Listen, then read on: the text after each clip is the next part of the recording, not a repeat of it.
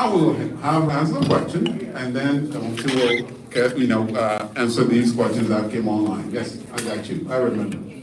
Okay, inshallah. Walaikum salam.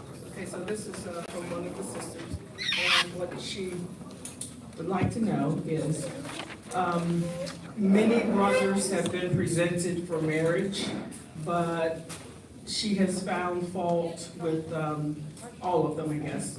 What? I don't know why. Like I said, this is so.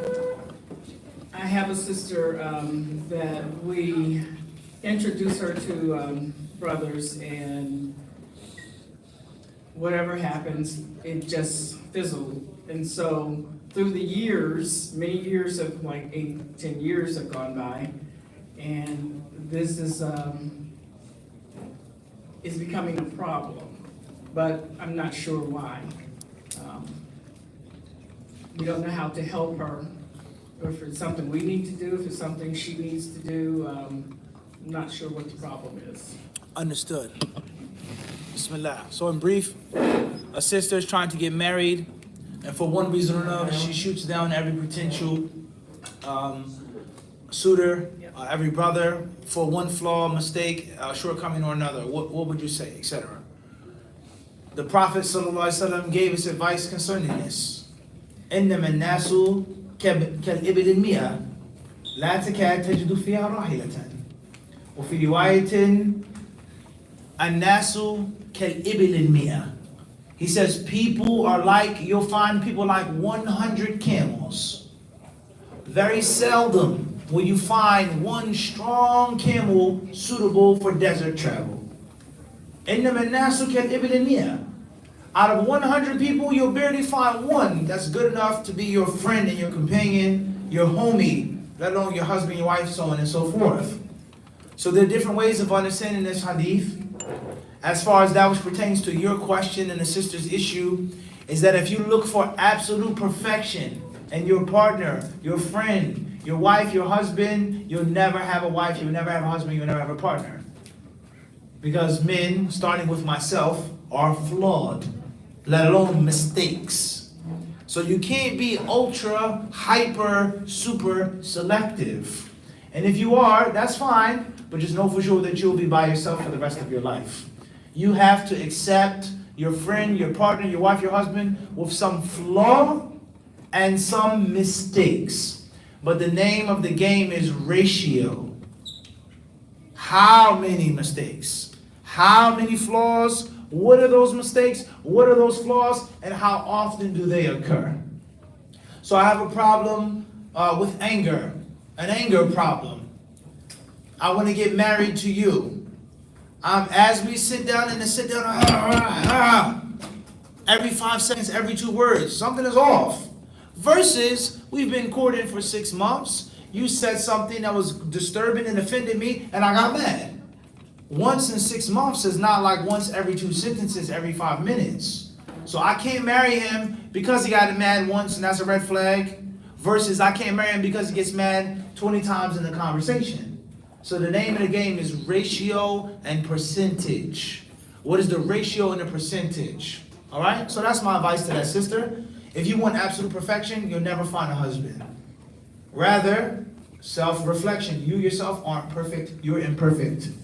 And that's a disease that many of us suffer from. Many brothers say, I don't want to get married to this sister. I don't want to get married to this race of sisters. They're like this, they're like that. And you yourself, aren't you from that race as well? You don't have baggage and damage and trauma and social issues? Whack at that. And if you go to another race or another town or another people, they themselves have their what? They have their mashakil as well. So perfection is only for ta'ala. End of discussion. But the name of the game is how many flaws are you willing to accept? Understand? Wallahu ta'ala. And obviously the shaitan, he wants people to stay single. He doesn't want people to get married. And this is very widespread in my community and many other communities. Brothers and sisters, they're single. I haven't found the right one. It's not good enough. No one's good enough for my daughter. No one's good enough for my daughter. No one's good enough for my daughter. And the next thing you know, the daughter's 30, 40. And age is age. You can be healthy, beautiful, smart at 40. I'm not saying that, but in your culture, her prime has gone, and now nobody wants to marry her anymore. So that's mental perversion. Something's off mentally. Wallahu alam. Current paper? Yes, please. Inshallah. First question says, question about prophet status of chaste virgin mother. Mary, peace and blessings be upon her, and may Allah be pleased with her. Assalamu alaikum. Considering Surah 21, chapter 91, Surah 19, chapter 17, they teach us that Allah sent an angel to share the future revelation with her. Why would she be mentioned in chapter titled Prophets if she's not a prophet? Also, she and her mother, says she and her mother, maybe meant he and her mother, I don't know. She and her mother did not abide by gender norms practicing preached to me by imams at some Islamic centers. Ayah 10. I am being told that a male's role is to earn money, to shame a man who stays home while his wife earns. Prophet Muhammad, peace and blessings be upon him, disapproved of because it was sinful. Khadija, may Allah be pleased with her, running her business when they were married. Allah is displeased with because it was sinful. Aisha, may Allah, etc. Just because the name of the prophet or name of the surah is the prophets, it doesn't mean that only prophets are mentioned in that surah. Like we said, chapter 4, Surah An-Nisa, and Allah talks about men in that surah. Surah Al-Mu'minun, the believers, and Allah talks about disbelievers in that surah. Surah Al-Baqarah, the longest chapter in the Quran, Allah talks about many, many more things than just the cow, the heifer. So just because the title of the surah says one thing doesn't mean that that's the only thing that will be spoken about. So Maryam alayhi salatu wasalam is not a prophet. The prophets are for men. Illa rijalan nuhi ilayhim. Men. Those are the prophets. They're righteous women. The mother of Moses, Maryam, the wife of Pharaoh, and the list goes on of righteous women, but they aren't prophets. So just because she's mentioned in the chapter of prophets doesn't mean she's a prophet, nor is there a contradiction. Second of all, she gave birth to one of the greatest prophets and messengers, Isa, Christ.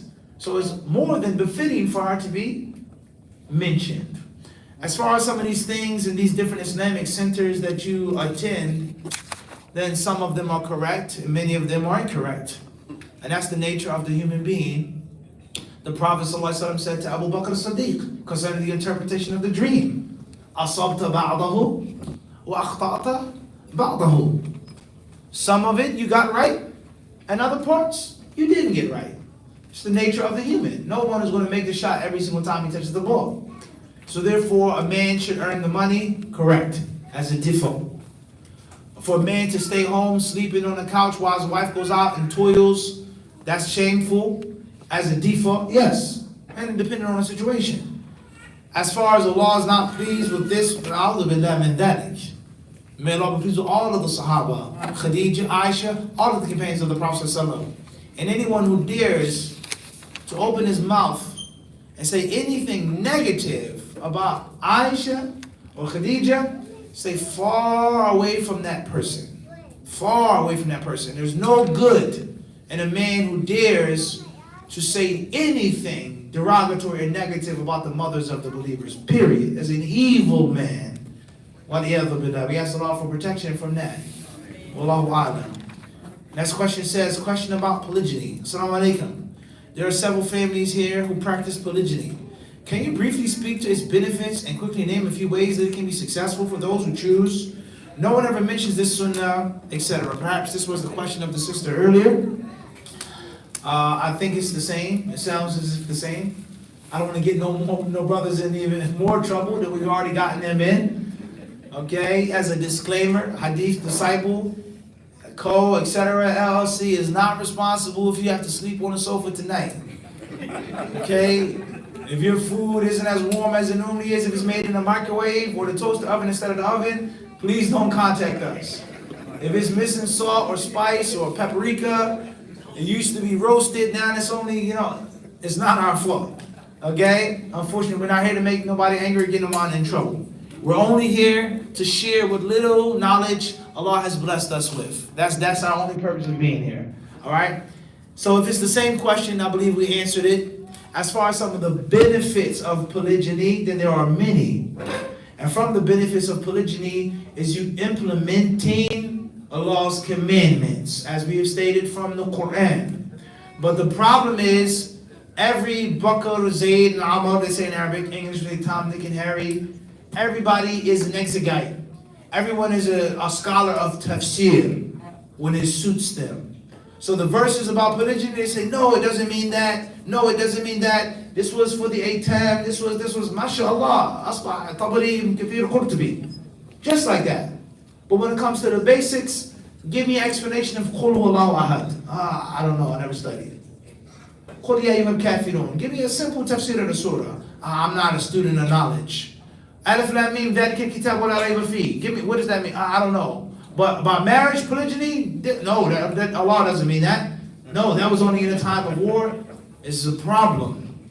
All right? It's a big problem. So at the end of the day, benefit number one of polygyny is the spiritual benefit of you implementing what Allah subhanahu wa ta'ala has commanded you with regards to the men.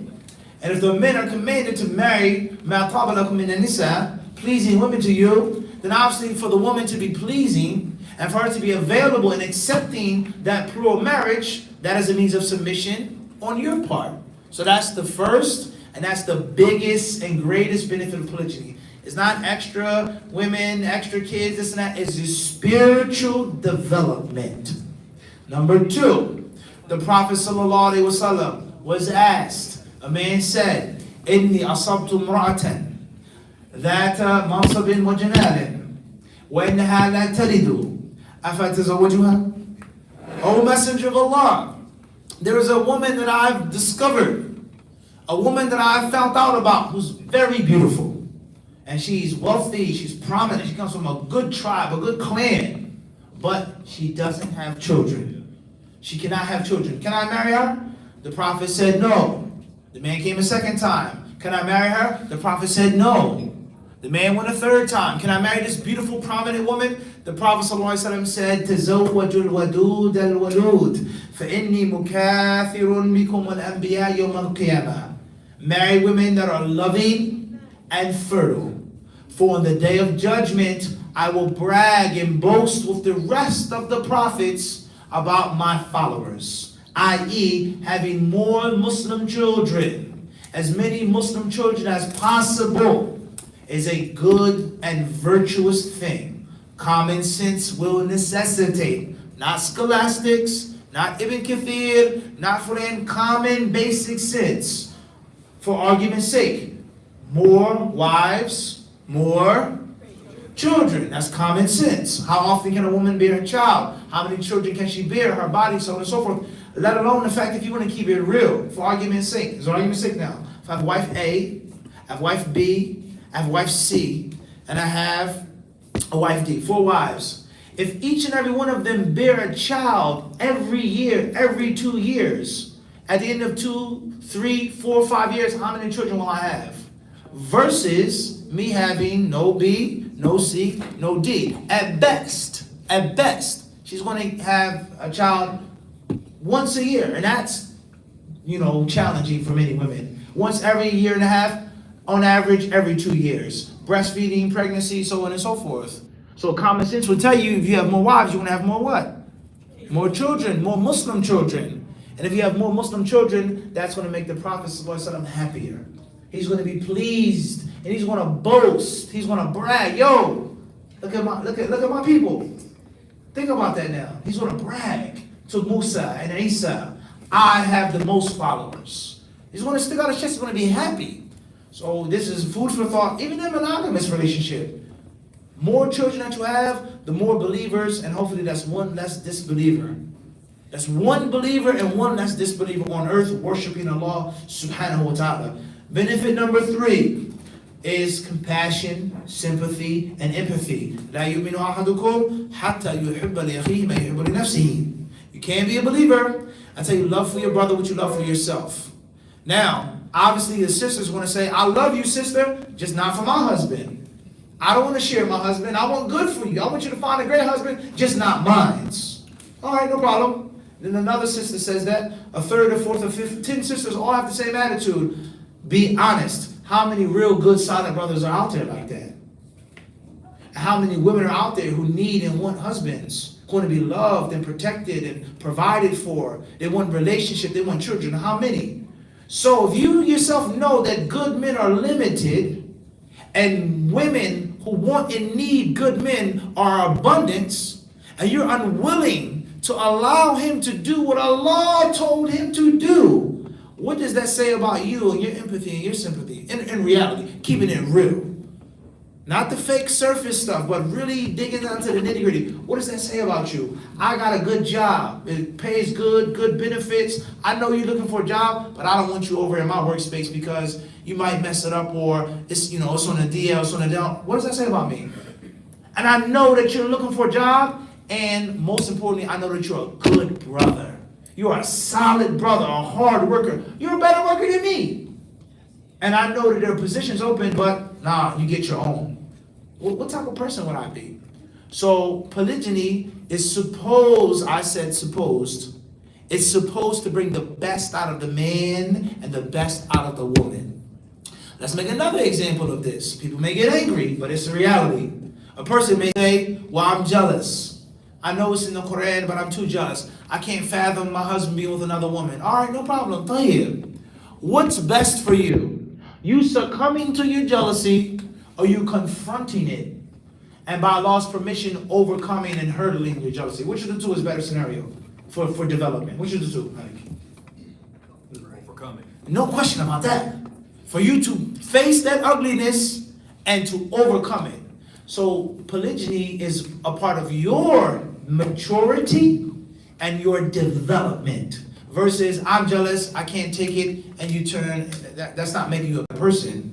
So polygyny is supposed to bring the best out of the man, and it's supposed to bring the best out of the woman. And there are many, many more benefits in polygyny.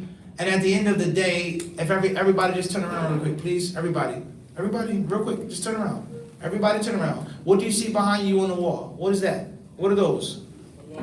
Allah's names. From Allah's names is Al-Alim, the all-knowing. From Allah's names is Al-Hakim, the all-wise. Alaysa Allahu bi'ahkimin hakimin. From Allah's names is Ar-Rahman, Ar-Rahim, Al-Latif. Allah subhanahu wa ta'ala is the kindest. He knows the ins and the outs of the servant. So if Allah legislated a thing, how can that thing be backwards and evil and nasty and disgusting and outdated and a means of lust and misogyny? Whoa! Your iman is seriously in danger, critical state, if you're not reflecting on Allah's names and Allah's legislation. And that is why whenever Allah subhanahu wa ta'ala talks about halal and haram in the Quran, he either begins and ends with his names and attributes. Is this not the case? Indeed, Allah is all-knowing, all-wise. Indeed, Allah is all-seeing. Indeed, Allah is most merciful. Indeed, Allah who legislated monogamy, he also legislated what? Polygamy. And there has to be benefits in it if the one who created the human being to understand benefit, if he made it. And if you don't look at it like that, even if you don't practice it, something is off. That's the reality of it. Last but not least is don't be a hypocrite. Don't be a hypocrite. Monogamy isn't perfect. Why do you demand perfection in polygyny? Is this not the case? Monogamy isn't what? It isn't perfect. You have this problem, he cheated on me, he doesn't pay the bills, he's lazy, he's this, problems with his mother treats him like a baby, blah, blah, blah, blah, blah, blah, blah, blah, blah. You have one husband, one wife, you have problems, right? But when it comes to polygyny, you get on a second wife, oh, you don't have enough money, or you got this problem, or you're going to have drama, and you yourself with one wife, you're not having drama and problems? You're not going through financial difficulties? You're not in debt? You didn't borrow money from me and that shit? You're not struggling? You're not going through financial ups and downs? You don't have problems with your children? Do you remember every single thing about your children? If you have more than one wife, you have kids, you're not going to know their names, you're not going to know their birth. Oh, so tell me everything about your son right now. Your son tells me things that you don't know about him. So don't be hypocritical. Keep it real. Be honest with yourself. Monogamy is in paradise, and polygyny is in hell, unless you make it that way. And it is what you make it. It can work. If you want it to work, how many people get divorced with just one wife? How many? No question, the majority. So stop being fake and be respectful when it comes to Allah's legislation. If you don't do it, don't do it. Don't say nothing negative about it. And if you do, you're gonna run into a wall of problems. Those are some of them that we've just mentioned. Wallahu alam. Okay. I think that's the last paper, the last question. The last on the paper, huh? Yeah, that was the last question, right? No, I don't mind. We take more if we have time. No, okay, all right, we have, it will be one of the brothers' turn, and then I'll come back to you. Assalamu alaikum. Wa alaikum salam wa rahmatullah. In regards to the surah that you covered before, and what I took from it was, and we understand not to make takfir, to stay away from takfir, to say, you know, you're not a believer. In the African American community, we have a history of development, and from that development, various groups have popped up. 5%ers and all these different Noble Drew Ali, and most prominent in the Nation of Islam. So when you deal with them, or when you make da'wah to somebody who regards them as a Muslim, but we know from their aqidah that they're not, how do you approach, or the verbiage that you would approach in Clear. making it clear, these people are not from, Clear. right? Understood. Jazakallah khairan.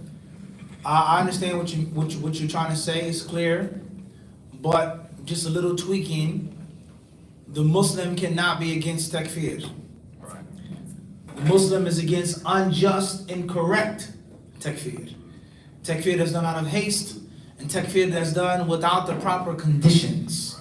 And if that's not the case, then takfir, that's from the basic themes of the Quran. قُلْ يَا أَيُّهَا الْكَافِرُونَ لَقَدْ كَفَرَ الَّذِينَ قَالُوا إِنَّ اللَّهَ etc., etc. Allah mentions kufr and kuffar, man yartadda minkum, he who apostatizes from his deen. So that's a reality.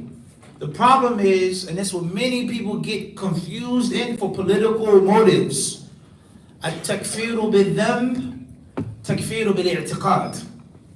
شتان ما بين هذا وهذا. If you drink alcohol, you're a kafir. That's haram. You can't do that. It's a sin. But a person may say, and he can be right or wrong, I believe in my heart that this person is no longer a Muslim because he made blasphemous statements. He said this about the Quran, he said this isn't true, this is only metaphorical, etc., etc. I could be wrong, give me demon and a kafir, but they aren't the what? They aren't the two sames, and the average person today is confused when it comes to takfir for a sin versus takfir based off of apostasy. So if somebody comes along and says, a person on the street or a ruler, anyone is a kafir, they've left Islam. Anta min al-Khawarij, you're from the Khawarij, you're this, you're that. La, laysa hakadha. Khawarij made takfir because of alcoholism, because of abusing women, because of zina, because of gambling. That's not the same as you saying this person is no longer a Muslim because of his aqidah, which clearly takes him outside of the fold of Islam. I'm not, this is well known from the religion. Al-Iman and the angels, etc., etc., etc. So there's a difference between the what? A difference between the two. Be careful of that. As far as how do you deal with them, then me personally, I would look at the person. If you want to argue and debate, I enjoy arguing and debating or whatever, but just not right now. Or we can argue and debate about history, but not about religion. But if you want to actually learn something, if you want dawah, if you want to know, we can sit down and talk. No problem. But I'm not arguing with you and fighting with you because there's nothing that you're going to listen to me, and I don't have anything to listen to you concerning deen. You have your deen, I have mine. I don't believe this about Allah, you do. We'll never ever agree. Unless it's a sincere person that's honestly confused. I was with the 5%ers, I was with these guys, those guys. Everyone is saying they're, quoting the scriptures. I don't know what to do. And you sit there and say, look, this is how it goes. Boom, bang, boom, bang, boom, bang. That's one thing. But someone who's argumentative, and they're quoting the scriptures in English, 9:25, 3:16, 4:1, like, you're wasting your time. Somebody sincerely wants to know the truth, different story. And I always say, those who follow me, empty your cup. If you got a full cup, there's nothing I can say to you. I can't pour anything if your cup is full. But you gotta pour out the cup, let's talk, let's discuss based off of knowledge. As far as the group as a whole, then obviously the scholars have mentioned the difference between takfir as a whole versus the specific individual. This aqidah is heretical. This group in general they're heretics. That's a heretical belief. But This one brother who came here, he migrated, he's from this country, this is what I was taught in my country. I don't get into all of that. I drive Uber, blah, blah, blah, blah, blah. You may not necessarily say you're a kafir. You sit down, you talk with him. You explain it to him. And there's a difference between big versus small. Even though the aqidah as a whole, and the group as a whole, malish, that's kufr akbar. To say that and to believe that, that's no small trivial issue. That's no way that's Orthodox Islam. Wallahu ta'ala alam. Obviously, there's much more that can be said besides that. Wallahu alam.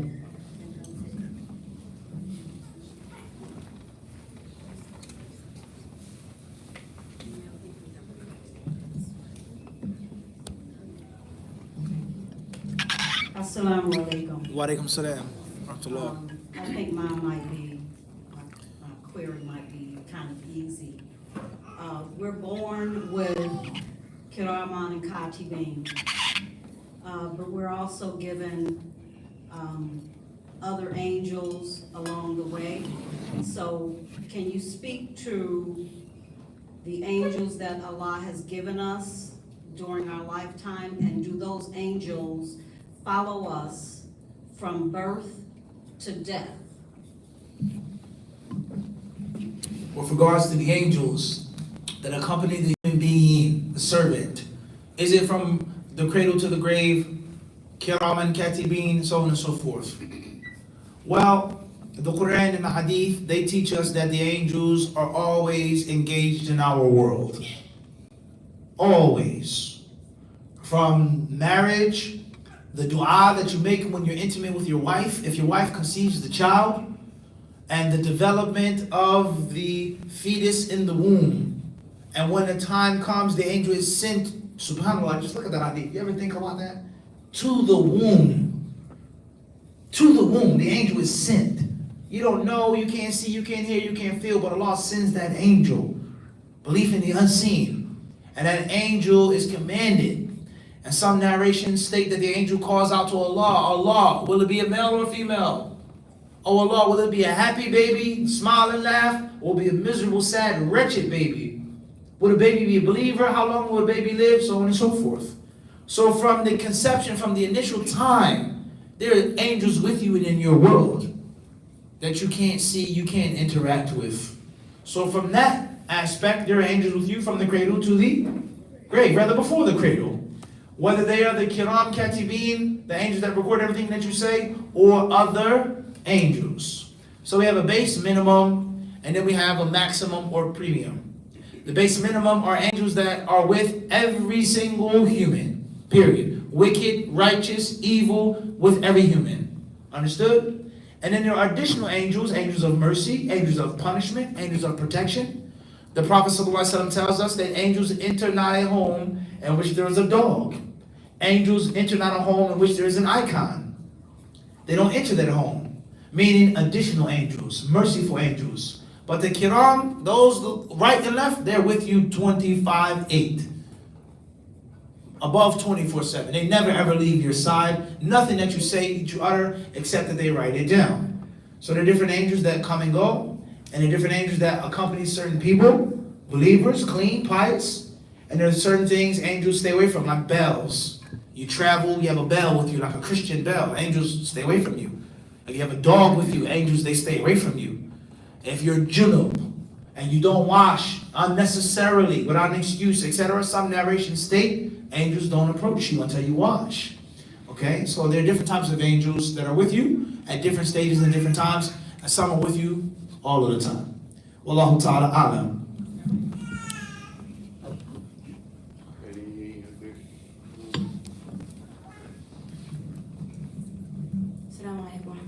Wa alaikum salam wa rahmatullah. How do you deal with highs and lows of the iman when you live in a society that constantly pushes harmful ideologies?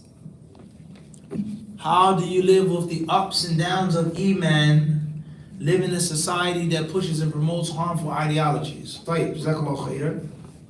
First and foremost is a danger foreseen is a danger half avoided. So the believer knows the reality of increase and decrease of faith. It's real, it's true, and it's inevitable. Everyone has to deal with it. Some, like I said, the ratio. How often does your iman sink? How often are you down and out, scraping the bottom of the barrel? But every believer's iman is going to be strong at a point, and then sometimes weak, and maybe, a'udhu billah, critical, endangered at the bottom. So that's a reality. So if you know that's a reality, that's half of the problem already solved. So therefore, how do I strengthen my iman? How do I allow my iman to flourish, to bloom, and to blossom, and to grow strong and tall as the mountains? First and foremost is knowing Allah's names and attributes. Believing in Allah's names and attributes and learning them. Al-Asma' al-Husna. Second of all, seeking beneficial knowledge. Learning beneficial knowledge of the deen. Thirdly, is reflecting upon Allah's creation, looking at the universe, how amazing the world is. And subhanAllah, a person can be so smart, yet so dumb and stupid. Science leads most people, the majority of people, away from God. The average scientist is fair to say that he's atheist, let alone physicists, someone this, big wig, fancy type. All of that stuff is supposed to make you bend your back and submission to Allah. This is amazing. This is unreal. The nervous system, the reproductive system, marine life, birds, insects. And the Quran clearly tells you all of that. Who made it? Who created it? Who fashioned it? And why and for whose benefit? So these things are supposed to make you stronger of a believer looking into the universe, not the opposite. So learning Allah's beautiful names and attributes, seeking beneficial knowledge of the deen, reflecting on Allah subhanahu wa ta'ala's amazing creation. These are three main ways of strengthening and bolstering your iman. Afterwards is consistency and doing the things that you know you have the ability to do consistently. And every now and then you have a flare and a spark. Every now and then you have a jump and a leap. But your deeds should be consistent. That which you know you can manage, and every now and then, there's a hurdle. It's Ramadan, it's Jumu'ah. This day of the month, I'm going to do extra. I'm going to spend extra. I'm going to pray extra. I'm going to read and study extra. But this is my consistent. An hour a day studying. That's not a lot. Out of 24 hours, it's something I know I can keep up. I can keep that pace. And then on the weekend, I study for 6 hours. That's better than studying for 10 today, 12 tomorrow, 2 weeks no study. So these are ways of keeping your iman steady. Of course, being around strong people. Human being is a creature of infection. Our life is based off of infection. Infectious things, good or bad. Energy, positivity, and negativity, they are infectious. They rub off. So let me stay around good, solid, good believers. Even if I'm weak, I'm going to feel too shy and embarrassed to be weak around them. If I'm around a bunch of clean people, brothers that smell good, have on top-notch cologne and oil, oud, I can't go around them stinking and smelling, sweating. I didn't put on deodorant. I didn't take a shower. I can't go around with wrinkled, dirty clothes and you're sharp, dressed to the T. How does that work? Rather, if I'm around dapper people, I'm going to be too shy to look like a bum. Is this not the case? I'm going to go out of my way to look good even if I can't afford it. Because it's too embarrassing to be standing next to you wearing this wrinkled, dirty shirt. And that's iman. But if you hang around people that are bummy and crummy, people that don't care about their appearance, people who stink and smell, people who don't wash up, people who don't wash their toes and stuff like that, big deal if you got stain on your clothes. It doesn't matter if you have bad breath because I'm with what? Everybody else who smells. So consistent iman, taking those leaps, strong iman is by being around those people and allowing that positivity to spread and to become infectious, just like germs. All right? As far as those different philosophies and ideologies that are pushed and promoted, then I would say, when you see kufr and the people of kufr and shirk and bid'ah and sin, it should increase and enhance your faith. And that is because everything that the people are doing today, Allah has told us about in the Quran. Allah told us about men who write things and then say it's from the scripture. Allah told us about people, Pharaoh. I'm your God. Ana rabbukum al-a'la. So there are going to be men who imitate and copy Pharaoh. There are going to be people caught to atheism. There are going to be Muslims, unfortunately, who disobey the Prophet, who go against the Prophet, who practice innovations, even though the Sunnah is clear as day. When the believers saw the mushriks of Mecca, the Jews of Medina, the Munafiqs of Medina, the Bedouins from the outskirts of Medina, when they saw the Ahzab, what did the believers say?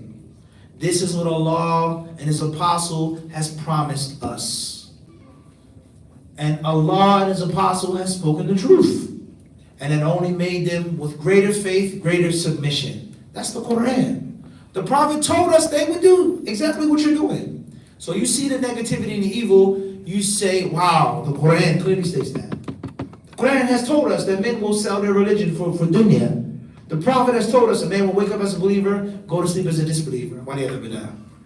A man will go to sleep as a believer, wake up as a kafir. So it's nothing strange. Fulan left Islam. It's sad, but at the same time, this is what we were told is going to happen. So that should make you stronger. And Allah subhanahu wa ta'ala surely knows best.